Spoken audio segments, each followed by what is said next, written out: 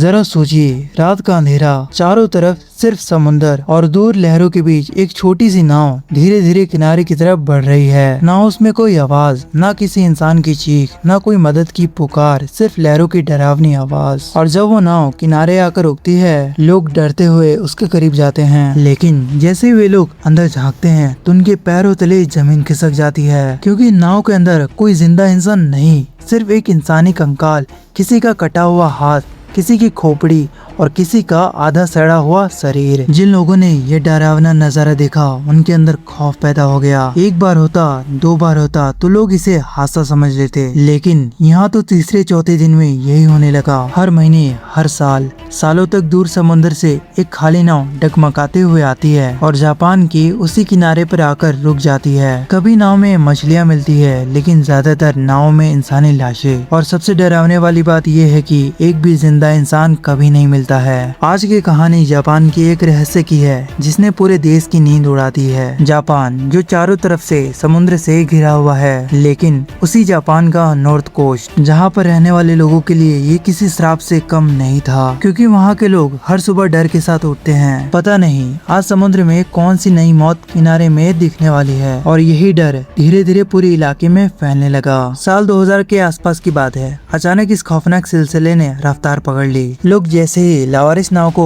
किनारे पर अटका हुआ देखते थे, वे भागकर वहां पहुंचते और उन्हें लगता शायद कोई मदद मांग रहा होगा, कोई मछुआरा रास्ता भटक गया होगा। लेकिन वहां पहुंचते ही उनके होश उड़ जाते हैं, क्योंकि नाव के अंदर सिर्फ मौत होती थी। कभी 2 कंकाल, कभी 4, कभी 6 और कभी तो सिर्फ कटे हुए हाथ पैर। ऐसा लगता था जैसे समुद्र खुद इंसानों को चबाकर वापस किनारे पर फेंक रहा हो। धीरे धीरे कर पूरा जापान इन नावों के चर्चों में फैल गया और आखिर में लोगों ने इन नावों का नाम रख दिया घोस्ट बोट्स, यानी भूतों की नाव। क्योंकि उन नावों का ना कोई मालिक मिलता, ना कोई जिंदा आदमी, और जो लाशें मिलती वो इतनी पुरानी हालत में होती जैसे महीनों से समुद्र में सड़ रही हो। सबसे बड़ा सवाल ये था कि आखिर ये नावें कहाँ से आ रही है। दूर दूर तक सिर्फ समुद्र और हजारों किलोमीटर लंबा रास्ता, और इतनी छोटी नाव। आखिर कौन इंसान अपनी मौत खुद चुनकर इतना लंबा सफर तय करेगा। जापानी सरकार ने जाँच शुरू करवाई। नाव से मिले सामान की जाँच हुई, हर चीज खंगाली गई, लेकिन कोई सुराग नहीं मिला। और जैसे जैसे ये रहस्य गहरा होता गया, लोगों का और डर बढ़ता गया और हालत यहाँ तक पहुँच गई कि अगर किसी दिन किनारे पर कोई खाली नाव दिख जाती तो लोग उसके पास जाने की हिम्मत भी नहीं करते, क्योंकि उन्हें लगने लगा था कि ये कोई इंसानों की नहीं है बल्कि भूतों की है। सरकार ने लोगों को समझाने की कोशिश की। कहा गया शायद मछुआरे रास्ता भटक जाते होंगे, समुद्री तूफान उन्हें बहा कर ले जाता होगा, खाना पानी खत्म हो जाता होगा और वे भूख से प्यास से मर जाते होंगे। लेकिन लोगों को ये कहानी हजम नहीं हो रही थी, क्योंकि जापान के चारों तरफ समुद्र घिरा हुआ था। तो फिर क्यों नॉर्थ कोस्ट पर ही ये घोस्ट बोट्स क्यों आ रही थी? आखिर क्यों उसी इलाके को समुद्र मौत का दरवाजा बना चुका था? धीरे धीरे कर अफवाहें फैलने लगी। लोग कहने लगे उस समुद्र में कुछ है, कुछ ऐसा जो इंसानों को जिंदा वापस नहीं आने देता है। और फिर साल 2011 में अकेले 57 घोस्ट बोट्स जापान के किनारे आकर लगी। 2012 में 47, 2013 में 80 और 2014 में 65। हर एक नाव अपने साथ एक नई मौत लेकर आ रही थी। हजारों की तादाद में कंकाल,